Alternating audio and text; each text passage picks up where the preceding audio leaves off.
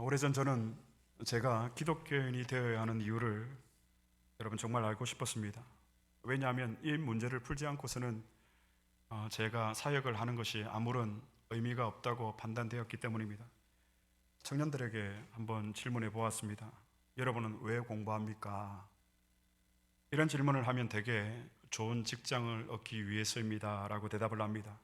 그러면 좋은 직장이란 어떤 곳입니까? 수입이 많은 곳, 돈을 많이 주는 곳입니다. 학교를 다니고 공부를 하는 이유입니다. 여러분들은 왜 사십니까? 왜 그렇게 열심히 일하십니까? 우리가 잘 살기 위해서입니다. 잘 산다는 것은 결국 잘 먹고 마시기 위해서 우리는 일을 하고 공부를 합니다. 이렇게 우리는 내가 하고 싶은 대로 사는 것이 우리의 목적이 되어 버렸습니다. 그래서 내가 왜 그리스도인이 되어야 하는가라는 질문은 우리에게 오늘날 그렇게 중요하지 않습니다. 여러분, 우리가 기독교인이 되어야 하는 이유는 무엇입니까? 참된 인간이 되기 위해서입니다. 수세기 동안 인간이란 무엇인가? 이 질문 앞에 그 누구도 철학자들조차도 정확한 답을 내놓지 못했습니다. 그렇게 우리 역시 인간이란 무엇인가? 라는 이 질문에 대한 분명한 답을 갖지 않고 살아갑니다. 그렇게 인간이 누구인지, 내가 누구인지, 우리는 그렇게 자신의 정체성을 모르고 직업을 가지고 거기에 자신의 적성이 맞다라고 이야기를 합니다. 이 세상 사람들은 먹고 살기 위해 공부를 하고 직업을 택하고 일을 합니다. 목회를 하는 이유도 그럴 수가 있습니다. 목회를 하는 이유가 먹고 살기 위해서 목회를 할 수가 있다라는 것입니다. 인간이란 무엇인가에 대해서 우리는 학교에서든 직장에서든 그 어디서든 우리는 배우지 못했습니다. 그렇게 우리는 인간됨에 대한 교육을 제대로 받지 못했기 때문에 인간이란 무엇인가에 대해서 생각해 본 적이 없습니다. 이렇게 인간이 무엇인가에 대해서 정확한 개념을 모르고 어떻게 우리가 기독교인이 되어야 하고 그리스도인이라는 그 의미를 우리가 여러분 깨닫고 알 수가 있겠습니까? 오늘 인간이란 무엇인가 이 질문을 계속해서 던지는 이유가 있습니다. 여러분들이 정말 그리스도인이라는 분명한 정체성을 가지고 살아가고 있느냐, 이것을 지금 묻고 있는 것입니다. 인간에 대해서 사전을 찾아보면 이렇게 설명이 되어 있었습니다. 생각하고 언어를 사용하고 도구를 만들어 사용하고 사회를 이루어가는 연장류, 이런 인간에 대한 사전적 의미에 대해서 여러분은 동의하십니까? 인간에 대한 이 사전적 의미가 틀렸다고 말할 수는 없지만 이것으로서 인간이 무엇인지에 대한 설명은 충분하지 않다라는 생각이 듭니다.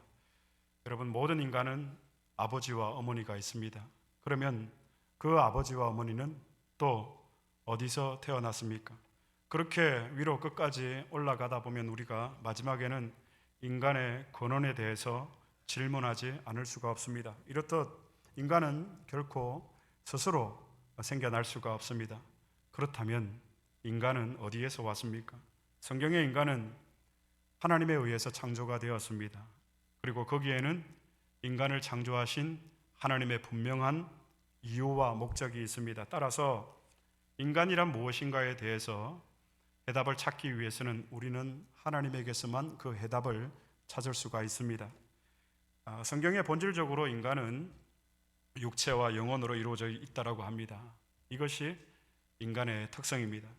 하나님은 인간의 육체는 흙으로 빚으시고 인간의 영혼은 하나님이 직접 창조하셨다라고 말씀은 기록을 하고 있습니다. 그리고 거기에 생명을 불어 넣어 주셨습니다. 성경을 한번 찾아보겠습니다. 창세기 2장 7절입니다. 다 같이 봉독하시겠습니다.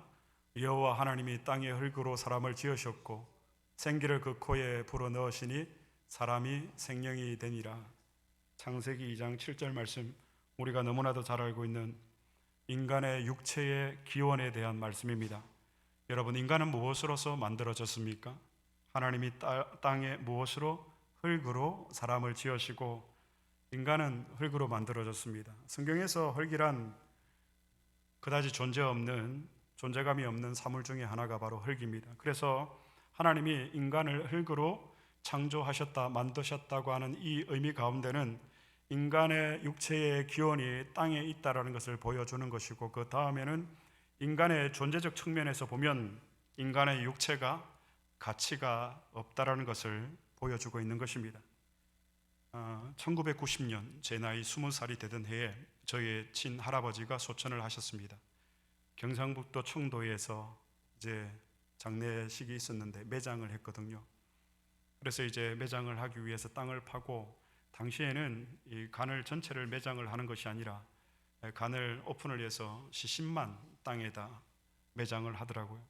그래서 이제 간을 여는 순간 여러분, 그 시체 썩는 냄새, 물론 강포를 두르고 비닐에 쌓여 있었지만 그 간 뚜껑을 여는 순간 그 시체 썩는 냄새가 진동을 했습니다. 그 있던 사람들이 모두가 이렇게 코를 막았던 기억이 있습니다. 사람이 죽어서 땅에 묻고 7년 정도 지나면 여러분, 모든 것이 다 없어지고 뼈만 남는다고 합니다. 이장을 하시는 분들 이야기를 들어보면. 그리고 더 많은 시간이 흐르게 되면 뼈도 결국 사라지게 될 것입니다. 그래서 우리의 육체는 죽어서 다시 무엇으로? 흙으로 돌아가는 것입니다. 여러분, 얼마나 성경적입니까? 인간의 육체에 대한 성경의 교훈입니다. 흙에서 와서 흙으로 다시 돌아갑니다. 여호와 하나님이 땅에 흙으로 사람을 지으시고 그 다음에 이렇게 되어 있습니다. 생기를 그 코에 불어넣으시니 사람이 생명이 된지라. 하나님이 인간의 영혼을 만드신 방식입니다. 사람이 생명이 되었다라고 했습니다. 생명이 되었다라는 것은 여러분, 생명 있는 영혼이 되었다라는 뜻입니다. 하나님께서 생기를 불어넣으시자 생명이 된지라. 루하흐, 하나님의 호흡, 성령이라고도 해석을 하는데요. 하나님께서 호흡을 불어넣으시자 생명이 된지라. 생명이 있는 영혼이 되었다. 인간이란 무엇입니까, 여러분? 처음부터 육체와 영혼으로 창조가 되었습니다. 이것이 바로 인간의 생명입니다. 그러니까 인간의 죽음이란 무엇입니까, 여러분? 이 결합되어 있던 육체와 영혼이 분리되는 것입니다. 그런데 육체는 흙으로 왔기 때문에 다시 어디로 돌아갑니까? 흙으로 돌아갑니다. 그러나 인간의 영혼은 하나님께서 생기를 불어넣으셔서 직접 창조하셨기 때문에 인간의 영혼은 어디로 돌아갑니까, 여러분? 다시 하나님께로 돌아가는 것입니다. 그래서 우리의 영혼은 여러분, 인간의 영혼은 하나님께서 창조하셨기 때문에 그 자체가 본향으로 돌아가려고 하는 강한 성질을 가지고 있습니다. 우리 옛날에 연세에 있으신 분들이 이런 얘기를 많이 했습니다. 주님 빨리 오셨으면 좋겠다. 삶이 너무 고단하고 힘드니까 주님 빨리 오셨으면 좋겠다. 여러분, 이 표현들이 보면 우리의 영혼이 본향을 향하고 있다라는 증거입니다. 그래서 우리의 영혼은 하나님께로 향하는 본향으로 돌아가려고 하는 이 강한 성질들이 있기 때문에 이 영혼은 육체와 분리가 되면 하나님이 지정하신 방식대로 하나님께로 여러분 돌아가는 거예요. 여러분, 인간이란 무엇인가에 대해서 오늘 성경 히브리서 말씀을 가지고 조금 더 살펴보도록 하겠습니다. 오늘 말씀 제목이 무엇입니까? 죽음 그리고 심판. 여러분, 우리가 성경을 읽을 때 중요한 것은 이 책이 서여진 기록의 목적을 우리가 이해하는 것 굉장히 중요합니다. 왜 저자가 이 책을 기록하였을까? 이것이죠. 그리고 하나 더 중요한 것은 누구를 위해서 서여진 책인가? 이 책의 독자들이 누구인가? 청자들이 누구인가를 아는 것이 굉장히 중요합니다. 오늘 본문은 히브리서 9장 27절. 그러면 여러분, 이 책은 누구를 위하여서 서여진 책일까요? 이 책을 읽어야 했던 당시 독자들이 누구일까 하는 이야기입니다. 히브리서의 기록 연대를 64년에서 68년경으로 봅니다. 이 책의 독자들은 그 당시 1세기 그리스도인들을 위해서 서여진 책이 바로 히브리서입니다. 그때 그들이 처한 상황이 어땠습니까, 여러분? 이 독자들이 처한 상황은 여러분, 우리가 성경을 이해하는데 굉장히 중요한 열쇠가 됩니다. 첫째는 여러분, 당시 그리스도인들에게 정치적 박해가 있었습니다. 로마 제국의 정치적 박해입니다. 로마 제국 하에서 그 당시 사람들의 인사는 이런 인사였습니다. 가이사가 주님이십니다. 가이사가 주님이십니다. 마태복음에 보면 가이사의 것은 가이사에게, 하나님의 것은 하나님에게 바쳐라, 이런 내용이 있죠. 가이사는 여러분, 로마 황제의 칭호입니다. 가이사가 주님이십니다. 곧 황제가 하나님이십니다. 라는 얘기입니다. 그런데 당시 그리스도인들은 가이사가 아니라 예수 그리스도가 나의 주님이십니다. 이 믿음의 고백을 했기 때문에 그래서 로마 제국이 기독교를 박해를 했습니다. 두 번째는 여러분, 당시 그리스도인들은 경제적인 어려움이 있었습니다. 가이사가 주님이십니다. 이 고백을 하지 않으면 당시 정상적인 사회 활동이나 경제적인 활동을 할 수가 없었습니다. 여러분, 우리가 초대교회 말씀을 나누면서 길드라는 상인조합 기억나십니까? 1세기에 존재했던 그 조합과도 같은 것이죠. 상인조합. 가이사가 주님이십니다. 이 고백을 하지 않으면 이 조합의 모임에 들어갈 수가 없는 거예요. 그러면 정상적인 사회 활동을 할 수가 없고 비즈니스를 할 수도 없고 경제 활동도 할 수가 없는 거예요. 그러니 경제적인 어려움이 얼마나 많이 있었겠습니까? 초대교회와 중세교회가 받았던 대표적인 박해의 형태입니다. 추방. 직장에서 추방을 당합니다. 예수 믿는다고. 학생들이 학교에서 추방을 당합니다. 그리고 재산을 몰수당하고 압수당하고 압류당합니다. 1세기 그리스도인들이 당했던 박해의 형태입니다. 자, 이렇게 되면 여러분 어떨까요? 신앙적인 갈등이나 혼란이 오지 않을까요? 첫째는 여러분, 신정론에 대한 혼란입니다. 하나님은 과연 살아계신가? 내가 지금 이 믿음의 길을 가고 있는 것이 옳은가? 하나님의 공의에 대해서 반박이 생길 수밖에 없습니다. 아니, 믿음에 해이가 생길 수도 있습니다. 예수 믿었더니 어려움만 더 생기더라. 이런 경우에 여러분, 우리의 마음은 어떻습니까? 이와 함께 또 당시 그리스도인들에게는 여러분, 유대교도들이 그들을 회유를 했습니다. 그 봐라, 너희가 지금 잘못 믿고 있다. 너희의 신앙이 지금 틀렸다. 그러니 우리 쪽으로 개종을 해라. 어떻게 십자가의 저주를 담당한 그 사람이 메시아가 될 수 있느냐? 여러분, 안팎으로 이들은 박해 가운데 있었습니다. 오늘 히브리서 독자들이 처한 형편이고 상황입니다. 그런데 유심히 들여다보면 지금 오늘 우리와 여러분 다르지 않습니다. 한국이나 미국이나 팬데믹 동안 예배가 셧다운 되지 못했습니다. 저희의 교단 선배 목사님은 지금도 한국에서 이 일로 인해서 재판을 받고 있습니다. 예배를 드리지 말라고 했는데 예배를 드렸거든요. 그리고 얼마나 많은 이단들이 지금 이 사회 가운데, 우리 가운데 출현하고 있는지 모릅니다. 안팎으로 여러분, 교회와 성도는 지금 박해를 직면을 하고 있습니다. 그래서 이브리스 기자는 이 어렵고 힘든 상황에서 흔들리고 있는 믿음의 혼란을 일으키고 있는 그리스도인들에게 중요한 교훈을 던져야 할 거룩한 책임이 생긴 것입니다. 그래서 이것이 히브리서의 가장 중요한 기록 목적입니다. 이것을 염두에 두고 오늘 본문의 말씀을 다시 한번 봉독하겠습니다. 히브리서 9장 27절입니다. 한 번 죽는 것은 사람에게 정해진 것이요 그 외에는 심판이 있으리니. 지금 이 말씀은 독자들은 어떤 형편 가운데 있죠, 여러분? 박해 가운데 있습니다. 어려운 상황 가운데 있습니다. 그런 독자들에게 주시는 말씀입니다. 그런데 무엇을 얘기합니까? 죽음과 그리고 심판을 이야기합니다. 엎친 데 덮친 격이라고, 불난 집에 기름 붓는 격이라고. 이 독자들이 박해 가운데 있는데 오늘 히브리서 기자는 죽음과 심판을 이야기합니다. 여러분, 여기서 우리는 교훈을 얻을 수 있어야 합니다. 인간이란 무엇인가? 한 번 죽는 것이 정해져 있는 것이 인간이라는 것입니다. 그렇습니다. 사람은 누구나 한 번은 죽습니다. 그렇죠. 나이가 들어서 늙어서 죽든지 아니면 사고나 질병으로 젊어서 죽든지 한 번은 분명히 꼭 죽게 되어 있습니다. 인간이라면 오늘 이 말씀을 우리의 마음에 심령에 새겨야 합니다. 인간이란 흙으로 와서 흙을 밟고 살다가 다시 흙으로 돌아가는 존재가 바로 인간이라는 것입니다. 그래서 오늘 성경의 기자는 죽음의 공포에 사여 있는 그리스도인들을 향해서 다시금 무엇을 상기시키고 있습니까? 역설적이지만 죽음을 상기시키고 있습니다.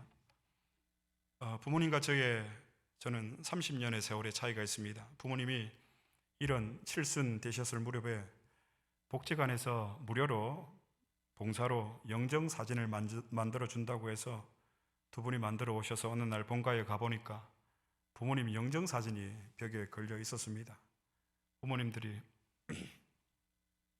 엄마 사진 잘 나왔지? 사진기사가 머리 보정해 주더라. 머리숱 많게. 그런데 너희 아버지는 머리숱이 없어서 안 된다 하더라. 그런 농담을 주고받고 있는 거예요. 그렇게 해맑게 이야기하시던 두 분 얼굴이 기억이 납니다. 그런데 왠지 저의 마음은 불편했어요, 여러분. 두 분의 부재를 생각해 본 적이 그때까지만 해도 없었거든요. 그래서 영정사진 벽에 걸어두지 말라고, 그냥 서랍 안에 보관하시라고.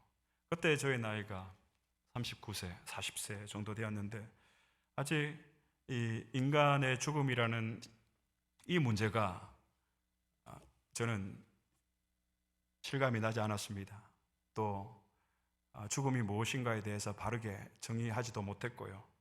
그래서 한두 달 정도 정말 마음이 힘들었거든요. 저의 목회 원동력에 있어서 배후에서 기도해 주시는 그것을 제가 알기 때문에 매일마다 저는 이제 부모님을 이제 기도를 했거든요. 신학을 하면서부터 지금도 그렇지만 매일마다 그분들이 계셔야만 그분들의 기도가 저를 지탱해 줄 수 있다라고 제가 생각을 했기 때문에. 그런데 영정사진이 걸려 있는 거예요. 원치 않는 거였어요. 마음이 몹시 힘들었습니다. 그런데 여러분, 죽음을 정직하게 받아들이게 된 사건이 있었습니다. 그렇게 힘든 시간을 보내고 있던 중에 교회에 장례가 있었습니다. 이제 장례 예배를 마치고 나오는데 뒤에 계시는 근사님 한 분이 혼잣말로 이렇게 속삭이는 것을 듣게 되었습니다. 고인이 된 분을 향해서, 고인이 된 분도 근사님인데 이 근사님이 그 근사님을 향해서 우리 근사님은 참 좋겠다. 사랑하는 주님 만나서. 이런 얘기를 듣게 되었습니다. 그리고 부모님을 위해서 기도하는데 하나님께서 제 마음 가운데 이런 은혜를 주셨습니다. 정 목사, 정장로, 그러니까 저희 아버지죠. 정장로 정권사가 너와 있는 것이 행복하겠느냐? 나와 함께 영광을 누리는 것이 영광스럽고 행복하겠느냐? 이렇게 잔잔한 마음에 물음을 주시더라고요. 일부 예배 때 제가 그렇게 얘기를 했는데 우리 꼬마 시우가 있잖아요. 이 시우가 엄마 아빠와 있는 것이 행복하겠어요? 저와 있는 것이 행복하겠어요? 당연하죠. 이건 뭐 물을 사실 필요도 없는 거죠. 시우는 엄마 아빠와 있어야만 가장 행복합니다. 여러분, 우리가 누구와 있을 때 가장 행복할까요? 그래서 그 일 이후에 저는 이 죽음에 대해서 분명한 기준을 갖게 되었습니다. 한번 죽는 것은 사람에게 정해진 것이요, 반드시 다시 흙으로 돌아가는 것이 인간이다. 그렇게 나 자신의 끝의 길이를 여러분 저는 깨닫게 되었습니다. 그 이후로 이 죽음이 더 이상 저에게는 문제가 되지 않았습니다. 장례 예배가 있을 때 가면 고인들의 손을 잡는 거 어렵지 않았습니다. 누워있는 고인들의 얼굴을 매만지는 거 어렵지 않았습니다. 그리고 예배를 인도하거나 기도회를 인도할 때마다 제가 안디옥 교회 와서도 장례 관련 찬송을 참 많이 부르는 편입니다. 왜 젊은 목사가 이런 장례 찬송을 많이 부를까? 마음속으로 다 이유가 있습니다. 사랑하는 여러분, 히브리서 기자가 이 책을 쓴 이유입니다. 죽음을 준비하며 사시기 바랍니다. 죽음을 준비하는 것은 죽음을 생각하고 살아가는 것입니다. 다시 흙으로 돌아가고 나의 영혼은 본향으로 돌아갈 것이다. 그러면 여러분, 우리의 삶이 참 단순해집니다. 욕심 부릴 일도 없어집니다. 왜냐하면 곧 죽을 사람이, 머지않아 죽을 사람이 무슨 욕심, 세상 욕심 부려서 무엇 하겠습니까? 그리고 이제 남아있는 삶에 대해서 진지한 욕심이 생겨나기 시작하게 되죠. 잘 살아야지. 여기서 잘 산다라는 여러분 의미는 잘 먹고 잘 마시는 개념이 아니라 한 사람에게라도 나에게 주어진 이 시간 가운데서, 이 호흡 가운데서 내가 이 복음을 전해야지, 십자가의 사랑을 전해야지, 그런 간절한 소원이 여러분 생겨난다라는 것입니다. 언제예요, 여러분? 죽음을 준비하고 죽음을 기억하고 살아갈 때. 그렇습니다, 여러분. 인간이란 무엇인가 언젠가는 한번 죽음을 맞게 됩니다. 그 죽음을 기억하며 살아가시기를 바랍니다. 인간이란, 그래서 그리스도인이란 늘 죽음을 기억하고 사는 사람들이 바로 그리스도인들입니다. 오늘 그 박해 가운데 있는 그리스도인들을 향해서 히브리서 기자가 주는 그 위로의 말씀이 무엇입니까? 한 번은 죽는다. 죽음의 위기 가운데 처해 있는 그들을 향해서 다시금 죽음을 선언하고 있습니다. 두 번째로 인간은 무엇인가, 여러분? 본문에 보면 한 번 죽는 것은 사람에게 정해진 것이요 그 후에는 심판이 있으리니, 여러분 우리가 죽고 나면 끝이 아닙니다. 그 위에 여러분 어떻게 됩니까? 심판이 있습니다. 사람들은 보통 죽으면 모든 것이 끝난다라고 생각을 합니다. 그래서 대성통곡하고 사람이 죽으면 몹시 슬퍼합니다. 여러분, 우리의 죽음은 하나님 앞에 영광과 감사와 찬양이 넘쳐나는 죽음이 될 수 있기를 축복합니다. 물론 헤어짐에 더 이상 이 땅에서 만질 수 없고 볼 수 없는 그런 슬픔은 있지만, 하나님이 세우신 질서 가운데서 하나님께로 돌아가는 이 일들이 여러분 얼마나 영광스럽습니까? 우리의 장래가 그런 장래가 될 수 있기를 축복합니다.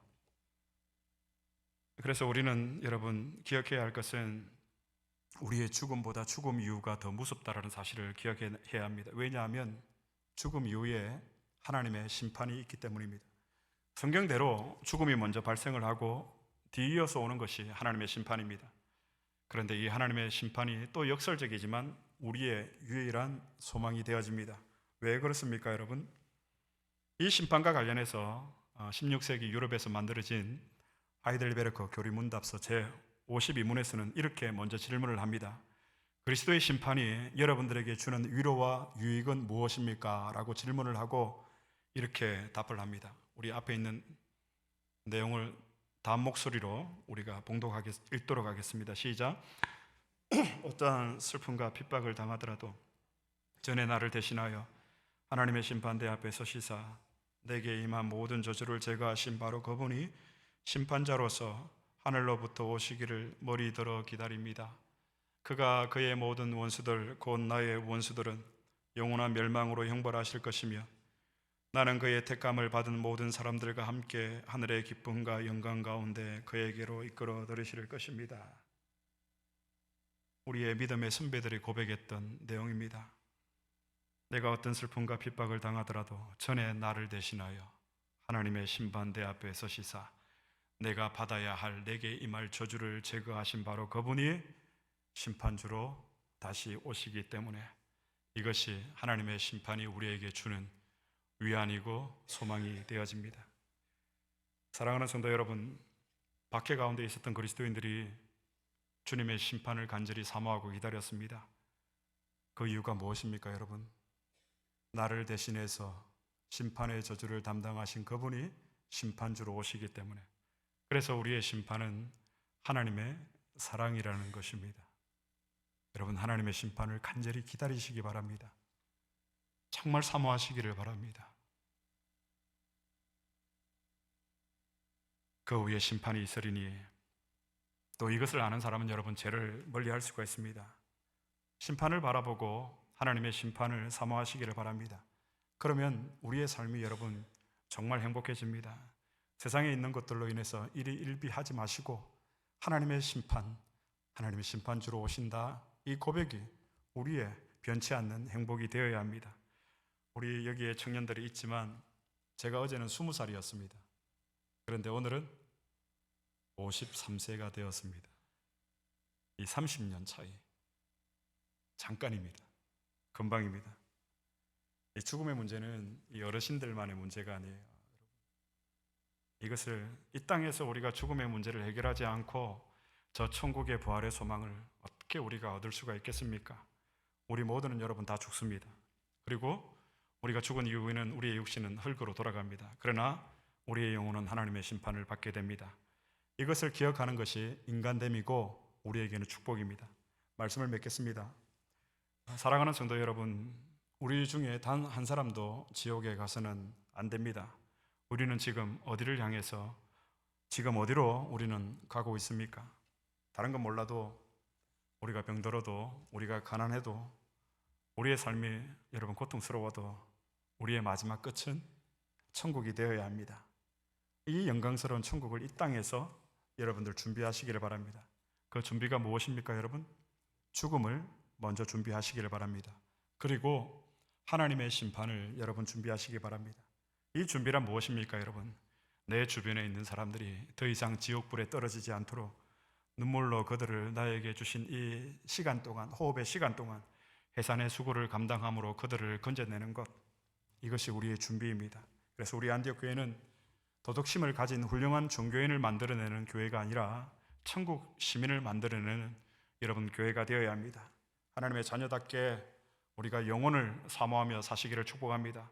영원한 것을 위해서 영원하지 않는 것들을 포기하는 사람은 결코 어리석은 사람이 아닙니다. 우리는 영원한 삶을 위해서 여러분 지음을 받았습니다. 이 땅에서 우리의 사명이 다하는 날 우리의 육체는 여러분 어디로 돌아간다고요? 다시금 흙으로 돌아갑니다. 그리고 우리의 영혼은 하나님의 심판대 앞에 설 것입니다.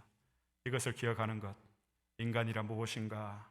이 질문에 대한 분명한 답을 가지시고 참된 그리스도인으로 이 땅에서도 천국의 복을 누리며 살아갈 수 있는 저와 여러분이 될 수 있기를 그리스도의 이름으로 축복합니다.